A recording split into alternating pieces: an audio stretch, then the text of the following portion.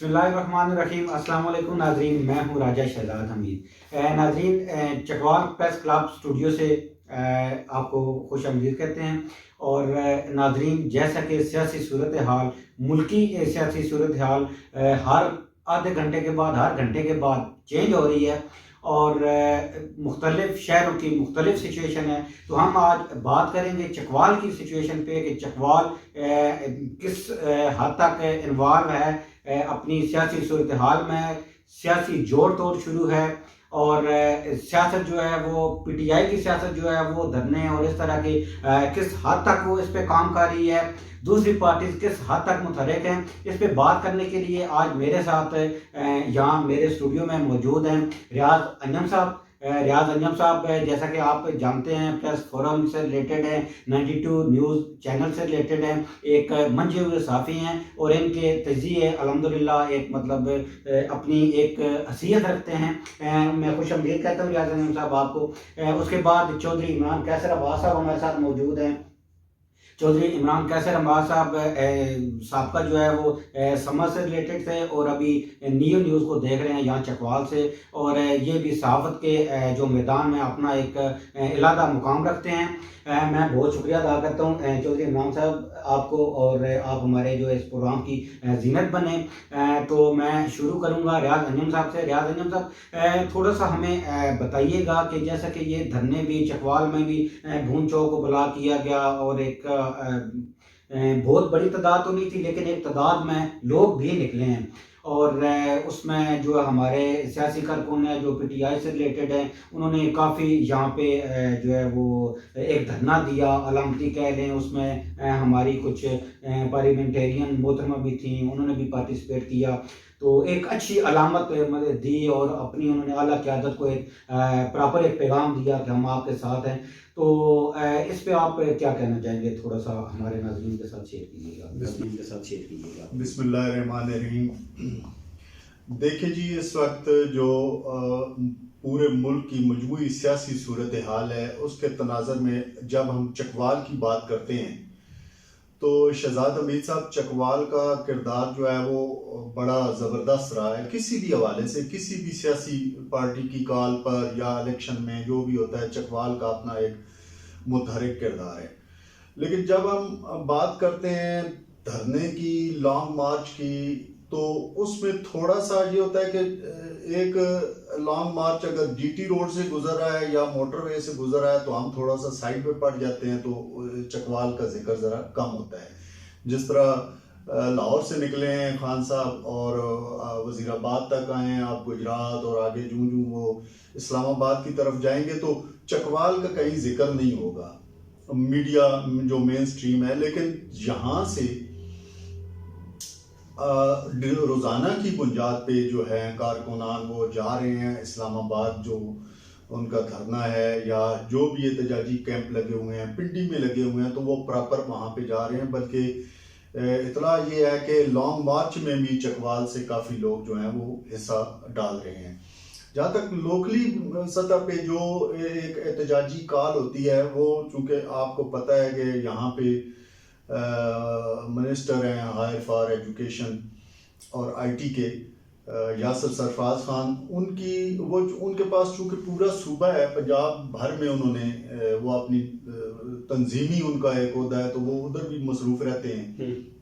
फिर उनकी मिनिस्ट्री भी है, तो उनका चकवाल में बहुत कम आना होता है। ठीक है जी, हफ्ते को आए। लेकिन सर यहाँ पे देखा गया है कि यासर सरफराज साहब ने धरने को ज्वाइन किया, लेकिन फिर वो वहाँ से एक दिन वहाँ अपनी मुतफियत गुजारी, फिर अपने होम टाउन आए, प्रॉपर यहाँ पे टाइम दिया, प्रॉपर लोगों से मिले। लेकिन और मोस्टली जो कॉल्स आई है ना अचानक जी, तो उसमें उनकी गैर मौजूदगी होती है जी। वो उनके पीछे जो उस्मान हारून साहब होते हैं, वो प्रॉपर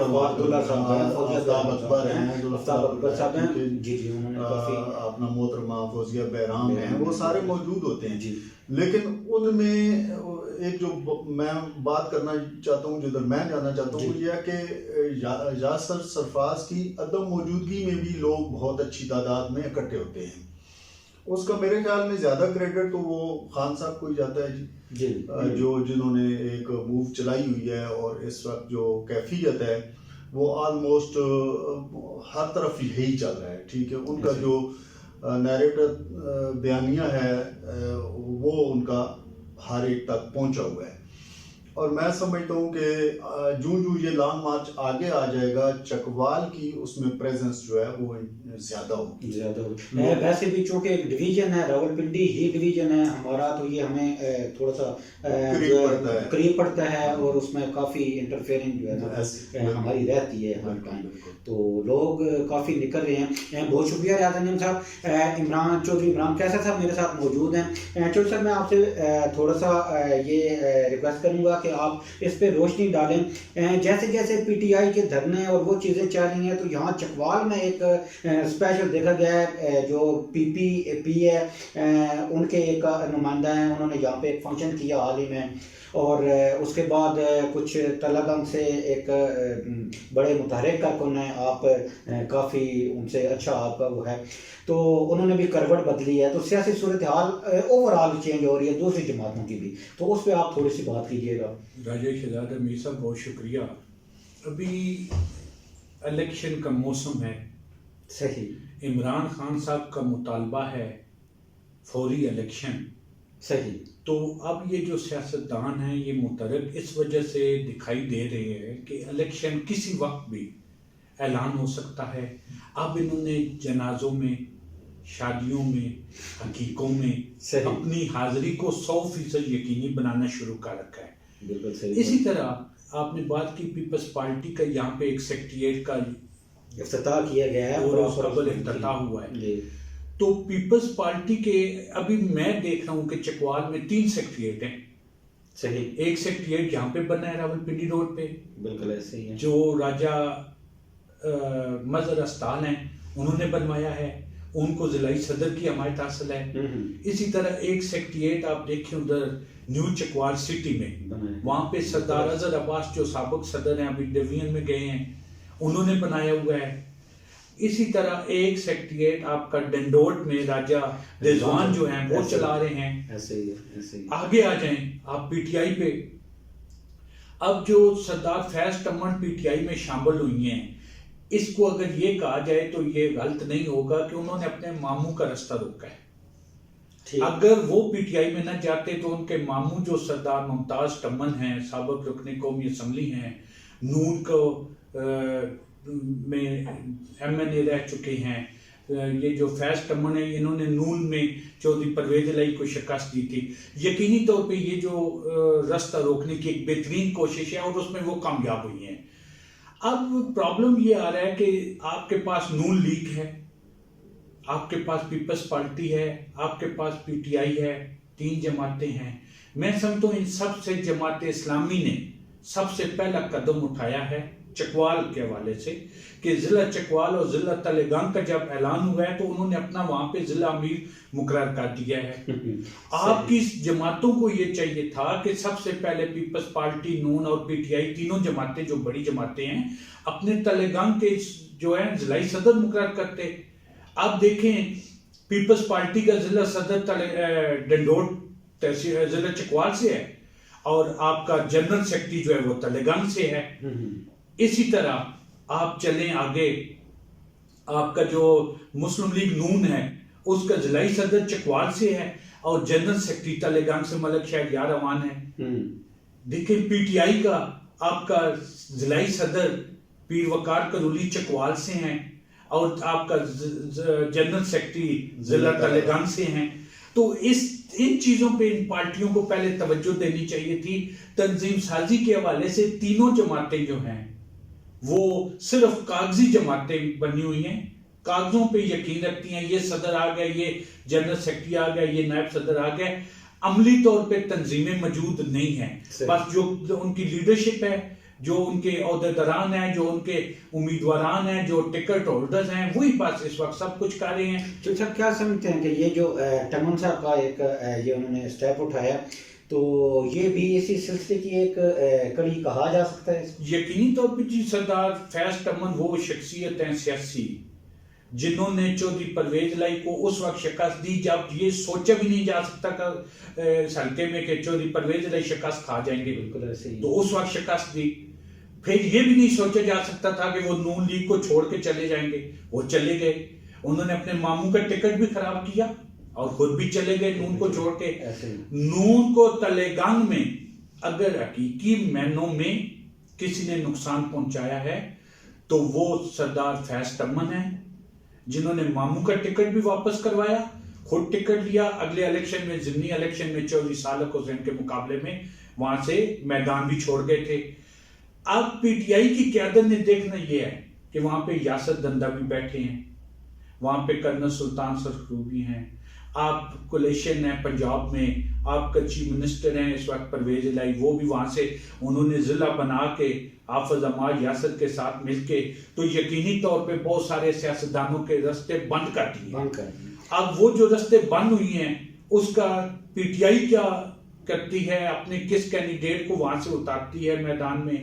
آپ کا سردار آفتاب اکبر ہیں، انہوں نے اپنی ایک چھوٹی سی مسجد بنا کے اینٹوں کی، چند اینٹوں کی، اور وہ سیاست کاریں ہیں. ہاں یہ ان کو کریڈٹ ضرور چلا گیا ہے کہ سردار غلام عباس 85 میں ایم پی اے بنے، پھر سردار غلام عباس 93 میں ایم پی اے بنے، پھر سردار غلام عباس منظور بھٹو صاحب کے ساتھ لاہور ماڈل ٹاؤن کی اونچی دیواروں سے جا کے ملے تھے، ٹکرائے تھے، اس وقت وہ مشیر وزیر اعلیٰ بنے. سردار آفتاب اکبر کو یہ کریڈٹ جا رہا ہے کہ وہ پہلی دفعہ ایم پی اے بن کے مشیر بن گئے ہیں.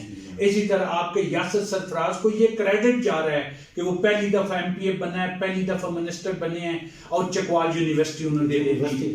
آپ کے عمار یاسر کو یہ کریڈٹ جا رہا ہے کہ وہ کہتے تھے حافظ عمار یاسر یونیکونسل نہیں ون کر سکتا، ایم پی اے بنے، منسٹر بنے، آپ کو تلنگانہ ضلع بنا دیا، جو آپ کے میاں نواز شریف صاحب نے 2013 میں اعلان کیا اور تلنگانہ کھڑے ہو کے کہا تھا کہ میں ضلع بناؤں گا، لیکن ضلع نہ بنا. یہ کریڈٹ ان کو لازمی جاتا ہے. اور میں سمجھتا ہوں کہ یہ سیاست میں ان تینوں کا نام، سردار آفتاب کا بھی، حافظ عمار یاسر اور راجہ یاسر سرفراز کا، ہمیشہ یاد رکھا جائے گا. اسی طرح نون لیگ کے ابھی میجر طاہر اقبال ہیں، ان کو گورنمنٹ نے بہت اہم جو ہے ذمہ داری دے دی ہے، ڈائریکٹر بنا دیا ایسکو کا اسلام آباد کا. ان کی جگہ حقیقی چکوال کی سیاست کا وارث جو ہیں جنرل مجید ملک کے صاحبزادے ڈاکٹر کیسر مجید ملک میدان میں آ چکے ہیں اور وہ حقیقی وارث ہیں. میجر طاہر اقبال گو جنرل مجید کے بھتیجے تھے تو اس وقت مجبوری تھی، یہ کیسر مجید گورنمنٹ سرونٹ تھے تو ابھی وہ اعلیٰ سروس سے ریٹائر ہوئی ہیں، تو یقینی طور پہ کیسر مجید ملک صاحب کا سیاست میں آنا چکوال کے لیے ایک اچھا شہزاد حمید صاحب سوری میں یہاں پہ چونکہ ہمارا ٹائم ختم ہو رہا ہے، میں یہ ایڈ ضرور کرنا چاہوں گا کہ ان بڑے لوگوں کو بڑے عہدے مل گئے. میجر طاہر صاحب کو بھی مل گیا، جی فلانے کو بھی مل گیا، فلانے کو مل گیا. فیڈرل میں کی گورنمنٹ ہے. پوچھنا یہ ہے کہ چکوال کی عوام کے لیے کیا لیا ہے انہوں نے؟